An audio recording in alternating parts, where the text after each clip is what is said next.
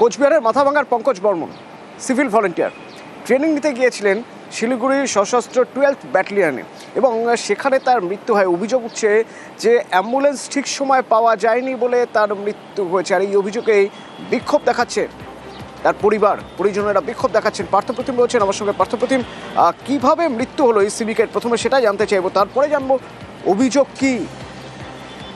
এখনো পর্যন্ত মৃত্যুর কারণ কিন্তু জানা যায়নি।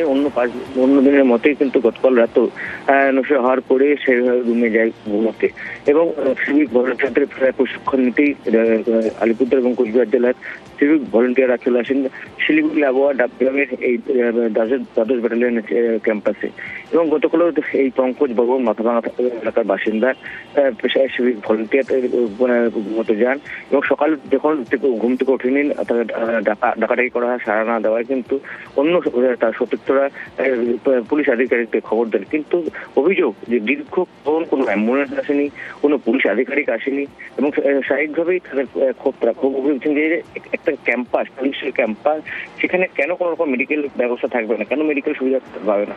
যদি সঠিক সুনির্দিষ্ট সময়ের মধ্যে অ্যাম্বুলেন্স সেখানে পৌঁছতো তাহলে কিন্তু চিকিৎসা যদি হতো তাহলে হয়তো এই সিভিক ভলেন্টিয়ার বেঁচে যেতেন।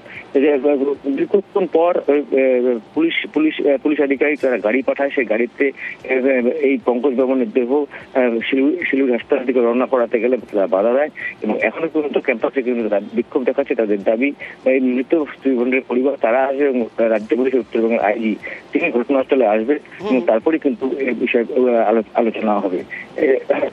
ধন্যবাদ। আমাদের ছেলে ভোর রাত্রেবেলা ভালোভাবে সবাই মিলে বসে খাওয়া দাওয়া করে তারপরে শুইছে, ওখানে মারা গেছে। ওর নানান টেনশন ছিল, টেনশনে ওর এরকম ঘটনা হয়েছে। এখানে থানার আধিকারিক আসিয়ে বলছে যে ছেলেটা মারা গেছে।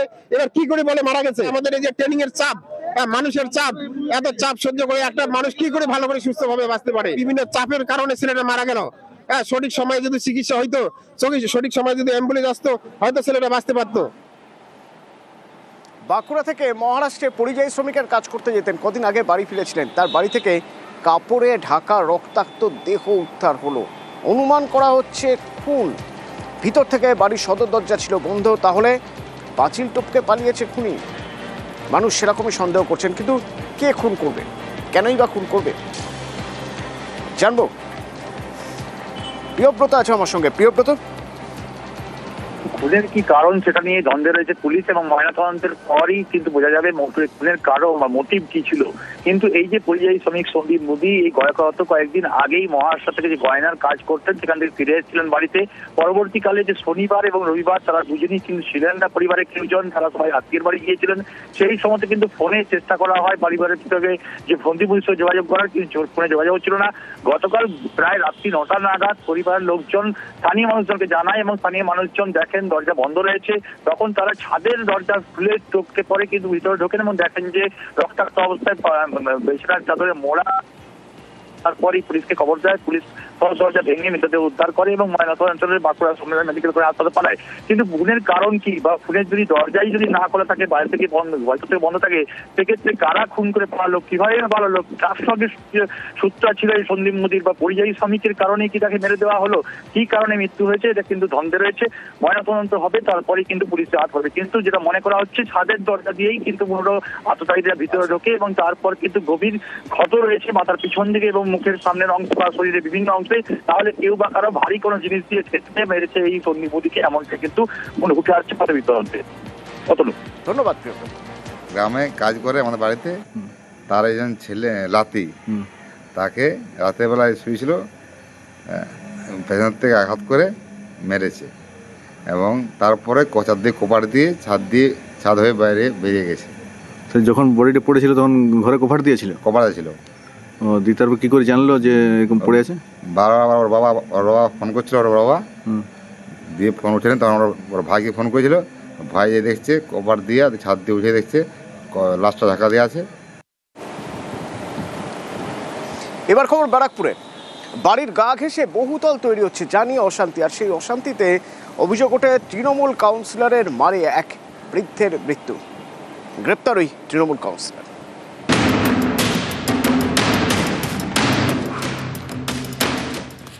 উত্তর 24 পরগনার বারাকপুর। এখানে বাড়ির গা ঘেঁষে বেআইনি নির্মাণের অভিযোগ। প্রতিবাদ করায় যুবককে মারধর, তাঁর বৃদ্ধ বাবাকে পরপর লাথি, যার জেরে তাঁর মৃত্যু হয়েছে বলে পরিবারের দাবি।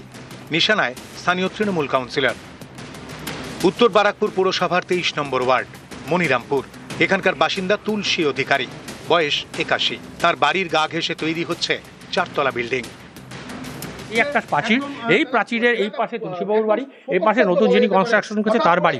কোনো 3 ফুট তো দূরের কথা, 1 ফুটও কিন্তু সেখানে তাকে ছাড়া হয়নি। এ নিয়ে বছরখানেক আগে পুরসভায় অভিযোগ জানান তুলসী অধিকারী। সম্প্রতি প্রতিবাদ জানান তাঁর ছেলে হেমন্ত। পুরসভায় লিখিত অভিযোগ করেন। এরই মধ্যে রবিবার সকালে তুমুল অশান্তি বাধে। এলাকার একটি চা দোকানে বসেছিলেন হেমন্ত অধিকারী। সেখানে হাজির হন স্থানীয় তৃণমূল কাউন্সিলর রবীন্দ্রনাথ ভট্টাচার্য। অভিযোগ, বাড়ির পাশের বহুতল নিয়ে পুরসভায় নালিশ জানানোয় হেমন্তকে চড় থাপ্পড় মারেন কাউন্সিলর। ঘটনাস্থলের কাছেই হেমন্তর বাবা তুলসী অধিকারীর ইলেকট্রিকের দোকান। ছেলেকে বাঁচাতে তিনি চায়ের দোকানে যান। কাউন্সিলরের সঙ্গে শুরু হয় কথা কাটাকাটি। অভিযোগ, তখনই বৃদ্ধকে পরপর 2 বার লাথি মারেন কাউন্সিলর। ঘটনাস্থলে লুটিয়ে পড়েন তুলসী অধিকারী। তাকে বারাকপুর ক্যান্টনমেন্ট হাসপাতালে নিয়ে গেলেও বাঁচানো যায়নি।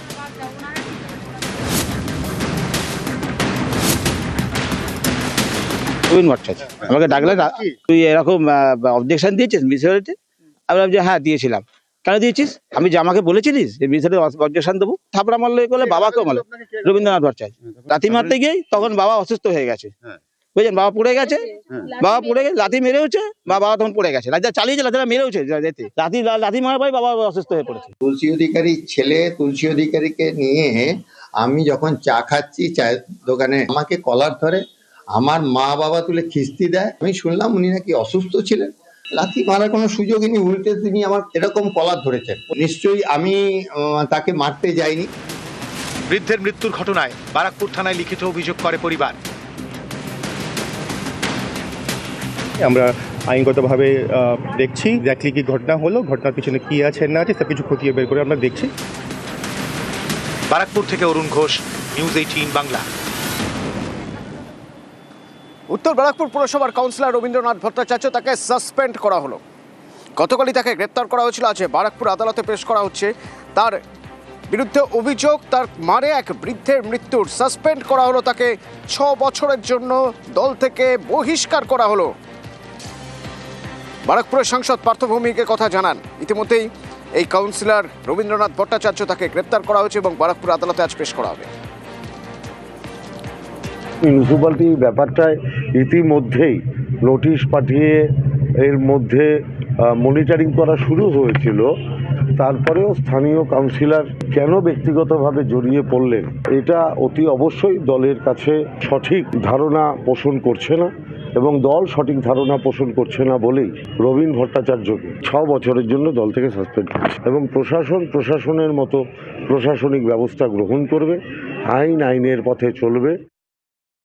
যা বিচার করবে সেটা যদি দেখি যে না আমরা পেলাম কি পেলাম না, সেটা আদালত যদি বলবে তারপর তখন তো আমরা জানতে পারবো যে হ্যাঁ যা করার করে দিতে বলেছে। দুজনকেই বলে গেছে। এবার পার্থবাবু যদি করে দেয়, আমি সেটাতেই আমি জানবো বাবা জয় হলো, নৈতিক। আমরা তো অনেকটাই খুশি যে মনে যা বলে গেছে। বলে গেলে যে যতটা করণীয় আমার দল করবে, আমরা তোমাকে কোনো চেয়ে করতে হবে না, আমার দল তোমার পাশে সবসময় আছে, এরা আছে। যদি কোনো সুবিধা অসুবিধা যা হবে তুমি এদের সঙ্গে কথা এদের সঙ্গে কথা বলুন। একদম আমার ওই ওয়ার্ডের কাউন্সিলর, আমি 100% ভরসা রাখি। তবে এরই মধ্যে কাউন্সিলরের এই কাণ্ড ঘটানোর জন্য শুরু হয়ে গেছে রাজনৈতিক চর্চা। এটাই তো এই মুহূর্তে বাংলার সামগ্রিক চিত্র। আজকে কাউন্সিলর লাথি মেরেছে কলকাতার অনতি দূরে, তার জন্য এটা নিয়ে চর্চা হচ্ছে। কিন্তু 2021-এর নির্বাচনের পর 56 জন বিজেপি কর্মীকে খুন করা হলো, 27 জন মহিলা গণধর্ষিতা হলেন। ভোট পরবর্তী হিংসায় সিবিআই তদন্ত হচ্ছে, পুলিশ সহযোগিতার পরিবর্তে সাক্ষীদের হস্টাইল করছে, প্রমাণ লোপের কাজ করছে। বকটুইতে সংখ্যালঘু মহিলা শিশুদের জীবন্ত পুড়িয়ে মারা হলো, অনতি দূরে দাঁড়িয়ে পুলিশ আনন্দ করছে। ভোটের পরে সিপিআইএম এর এক দম্পতিকে জীবন্ত পুড়িয়ে মেরে ফেলা হয়েছে। এরপরেও যদি এই সরকারটা এখানে থাকে তাহলে তার দায় কে নেবে? এখন কাউন্সিলর পেটে লাথি মেরে ফেলছে, এরপরে ক্যাবিনেট মন্ত্রী কারো পেটে লাথি মেরে ফেলবে। ব্যারাকপুরের কাউন্সিলরের বিরুদ্ধে যে অভিযোগ, সঙ্গে সঙ্গে ব্যবস্থা নিয়েছে তৃণমূল কংগ্রেস। তদন্ত করছে পুলিশ। বিজেপি বড় বড় কথা বলছে, তাদের উন্নাও, হাতরাস, প্রয়াগরাজ থেকে শুরু করে একের পর এক গণহত্যা, গণধর্ষণ, পুড়িয়ে মারা। দল অনেক বড়, সমাজ অনেক বড়, কোথাও কোনো বিচ্ছিন্ন ঘটনায় কেউ জড়িয়ে পড়লে দল এক মুহূর্ত রেয়াত করেনি, ব্যবস্থা নিয়েছে। দেখান না আপনারা, আপনাদের যাদের বিরুদ্ধে অভিযোগ নিয়ে উঠেছে সে দল কি ব্যবস্থা নিয়েছে।